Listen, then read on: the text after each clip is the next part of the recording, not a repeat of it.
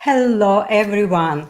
This is the Heart of Success show, and I'm your host, Larisa Vakulina. I go live every Wednesday, 2 p.m. South Australian time zone.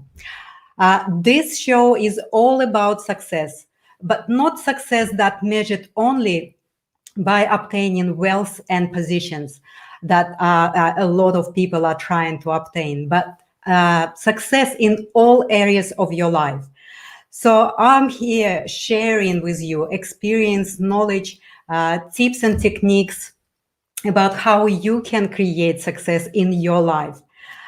In all areas of your life. So today I'm gonna to continue to share with you my success journey, and also would like to discuss with you about success wound that many successful entrepreneurs and business owners are developing through their developing of their businesses.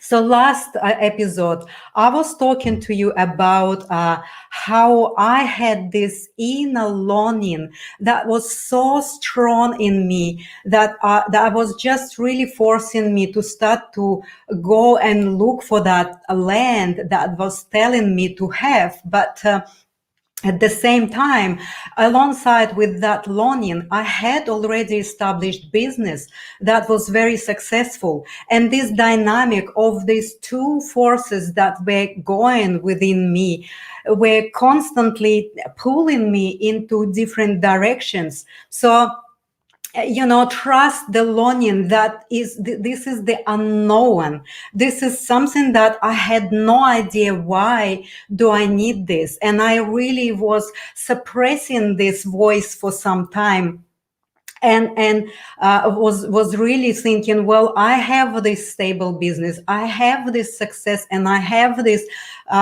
financial freedom. Why would I actually even look at something that I have no idea why I need? But at the same time, this conflict that was within me, that it's almost like I don't belong to this business anymore. There was no purpose anymore, and that unknown, that sense of adventure was so strong. So I actually listened to it. And so I end up my first episode with telling you that, I purchased the property and I was just jumping from the cliff because logically I didn't really had any idea or picture in my mind. Why would I have 89 acres of land in South Australia? And what reason behind that? So that was really a journey of trusting this unknown, but it was really, really scary. I was just so afraid. But at the same time, that strong current of that adventure that is unknown was pushing me towards experiencing that, right? And then I was so involved with all of this excitement of obtaining this property. At that time, I didn't really know that this property is so important in my life, because really in the future that healed me. Because by this time of being for more than 10 years in a very demanding, very highly stressful business of international trading, export and import, with all of these, difficulties and challenges, I, developed disease. I developed illness that was really serious. So by listening my intuition, by involving and using these higher faculties that we have when we actually connect into our intuition, it was really for my healing. So when I purchased my property, in a couple of months' time, I was delivered a very serious diagnosis. So I had developed breast cancer. Yes, I'm a little emotional right now. This time was really almost like a surreal time. I had success, and I had this longing come into my life, But at the same time, I was facing this, the diagnosis that possibly could take my life. So I was contemplating on this, and I was just thinking to myself, how can I, what can I decide about it? What can, what my next step in my life is? And here again, I had this intuitive voice coming up into my system and into my being, saying to me, why you surprised? Why you surprised? You have never been living your life.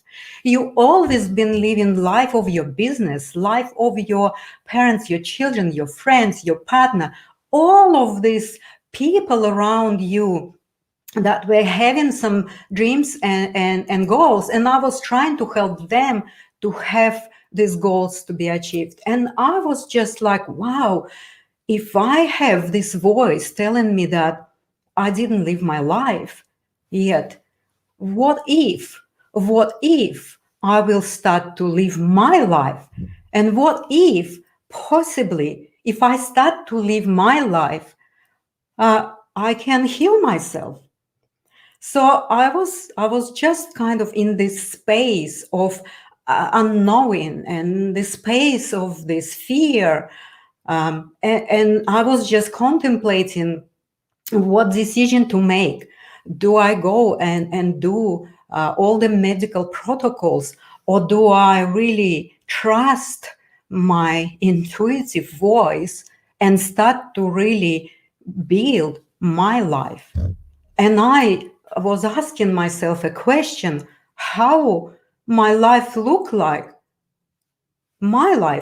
without all of this. And I didn't really have an idea how my life would look like if I'm not looking after anyone around me, how my life look like. So, and I decided that my life looked like to take care of myself at that moment where I was.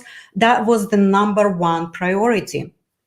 So I resigned from business, and I completely dropped successful, very stable business. And I just would came to my property, and I would just be by myself, facing this decision that I need to make. And that was really hard time. But at the same time, I felt like there's so many people around me start to express their fears when they learned that I had this diagnosis. So I understand, of course, it is very scary. And they all would start to recommend and start to really express their fears to me. And I remember the time where I really just wanted to say to everyone that would start to really convince me about making decision and quickly run to the medical institution and do operation, I would say to them, guys, I really appreciate and grateful for your care and concern about my illness, but I feel that you really projecting your fear on me. I need to deal with my own fear here. And I really would like to have a space, my own personal space. So there's been a number of people that have fully supported me. My younger son was telling me that, Mom, you know better what is the best for you. Doesn't matter what decision you make. I'm really supporting you. So there was a time where I could see where I was myself and where everyone around me were in that emotional kind of scale of their fear and their own inner dynamics.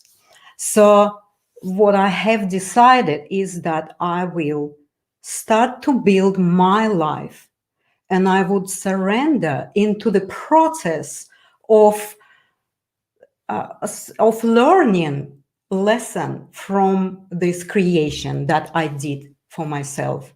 So I was fully, totally surrendered into the process of honoring my space and my time. And also, what I discovered from this process is that there was a lack of love, there was a lack of self-love. I could see it clearly, like a screen on my mind was opening up, and I could see how much I was just dishonoring myself. There was no I was betraying myself by many times saying yes where I was thinking no, saying and doing things where I felt like it's not really resonating with me. So I was constantly trying to please all the other people and make them feel good instead of, taking it all inside of me and saying, well, how do I feel? So through the 6 months of doing this, of being with myself, of reflecting on my life, on all my decisions and acts and all these, relationships, I decided that I'm just gonna be with this, with what I created. And instead of taking out of my body these abnormal cells and and satisfying all other people's fears, I decided that I will be leaving these cells with me. And instead of hating it, I start to really love this part of myself. I remember talking to my little abnormal confused cells that, guys, thank you so much that you basically kicked my ass, that I wake up finally, that what I'm doing, I'm really supporting others all the time.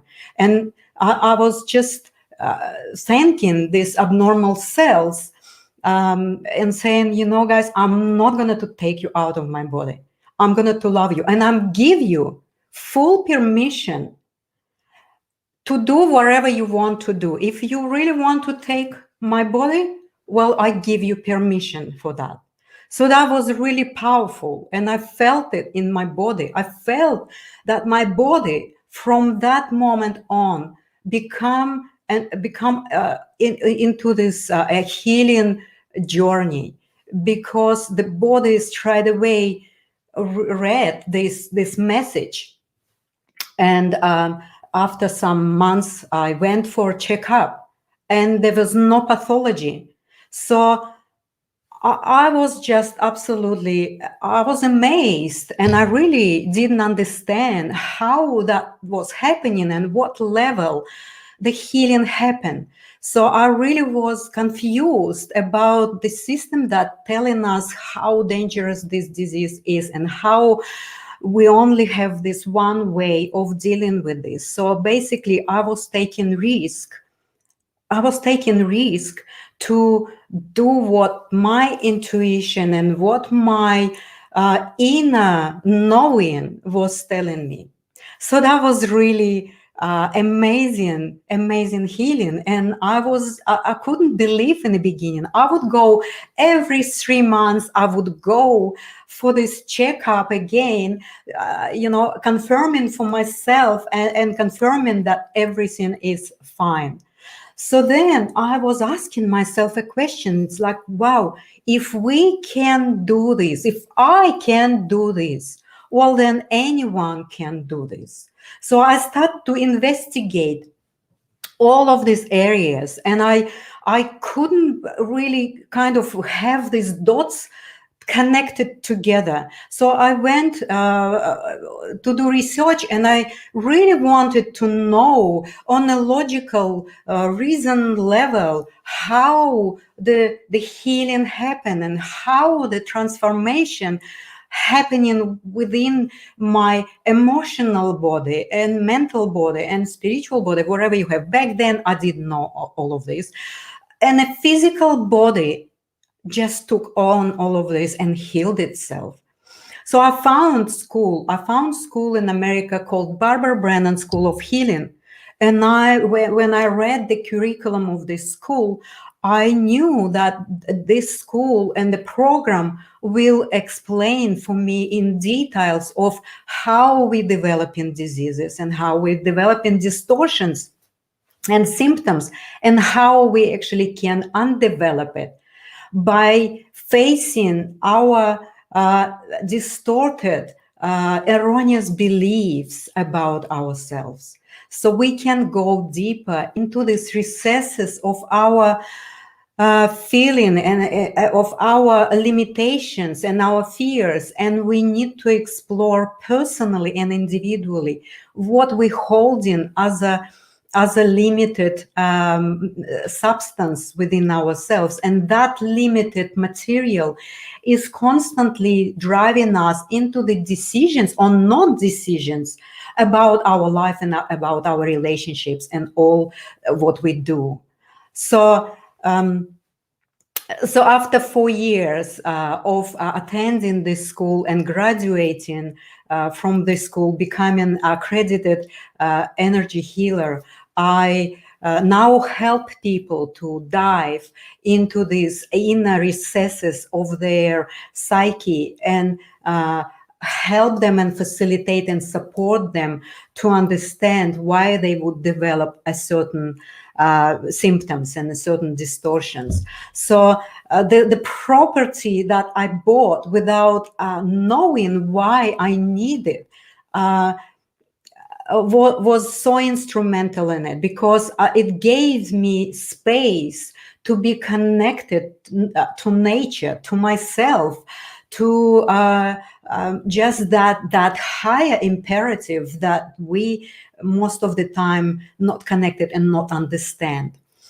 So and now I'm living very happy, joyful life, because my longings are here. I fulfilled my longings in the form of having the space and place for the benefit of many.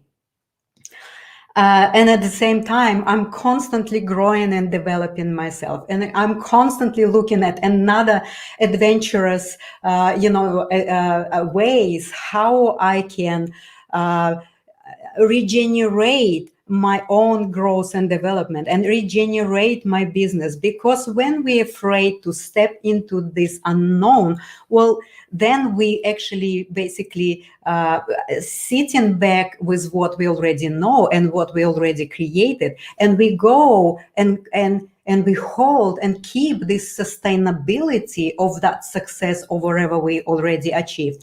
For me, this is not regenerative. So my personality or my longing is always to look ahead and see what is ahead of me and what I don't understand. So I'm learning every day.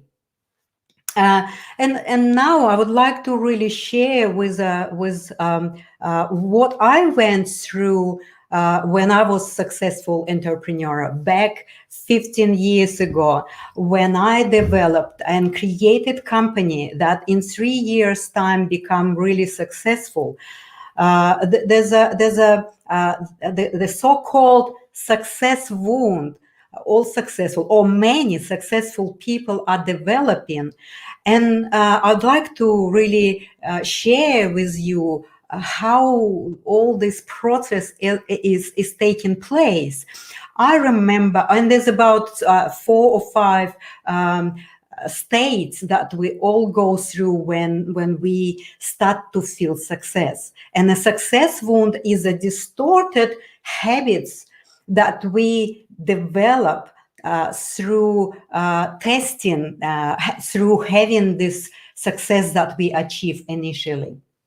And I remember time when I was building the business. I was working 80 hours, a week. It was maybe even more, because I needed to find the office. I needed to buy furniture. I needed to find a few people that I need to really invite to help me with all the logistical tasks of the business. And it's like you just go and you do it. You do it 24 hours a day. Like, even when I was going to bed, my mind was having this, thoughts that would never stop. So you really operate and function on this excitement and adrenaline of your idea, and you start to see how your business is growing and developing, how the business is achieving stuff. But and it can take 6 months, it can take 8 months. For different businesses it is a different period of time.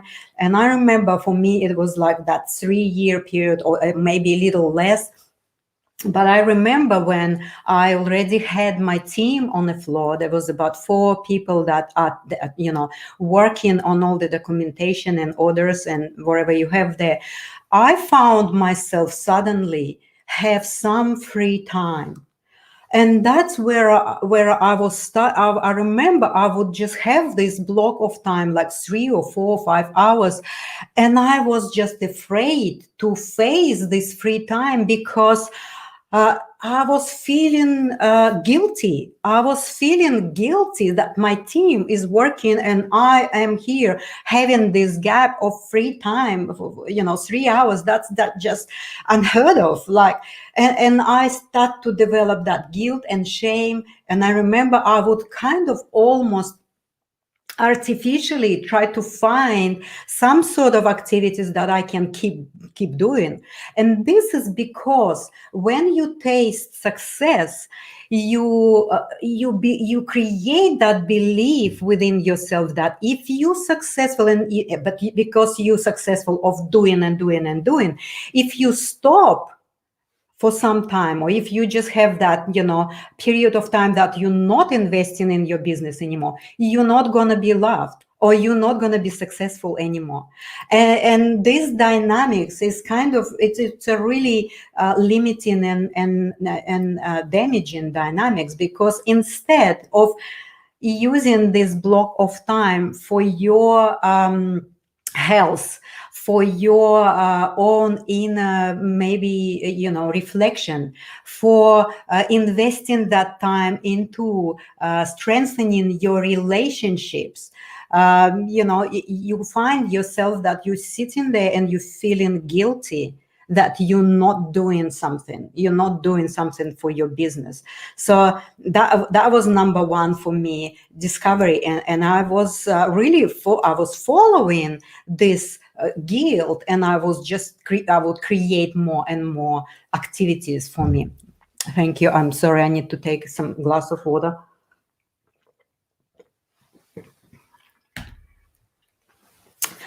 So yes, and that was really kind of, I was asking myself, I was questioning myself about it, like, yes, I have time now, what to do? So I felt uncomfortable not to do anything. Then the second sign of having this distorted habit was like, I was trying to avoid discussions or the frustrated moments with my family. It's almost like I was counter blaming them for saying, you demanding me to give you what, don't you love me for what I am doing for the family financial freedom? I'm putting all my time, all my energy, all my effort on the altar of my family financial wellness, and you demanding from me something. Don't you love me for that, right? It's like that distorted place, that it is distorted emotional place within yourself that is like, don't you see what I'm doing? You have to love me for what I'm doing. So the third one is also is like attachment to your position and role. I remember when I was already fall into this deep depression, and I feeling the conflict with me being in business, and I already resigned from the business, and still would accept a lot of invitations for different functions and things like that. And every time I would go and I would meet someone and they would ask me what I'm doing, like, and I would would introduce myself by saying, well, I'm a managing director of this company and things. And then was catching myself on the thought that, like, I'm not. Why I'm still doing it? Well, all of these signs, even to a small degree, indicates that we have this success wound, which needs to be, reflected on, needs to be looked on, paid attention, because if we don't, we creating this gap between our loved ones and ourselves.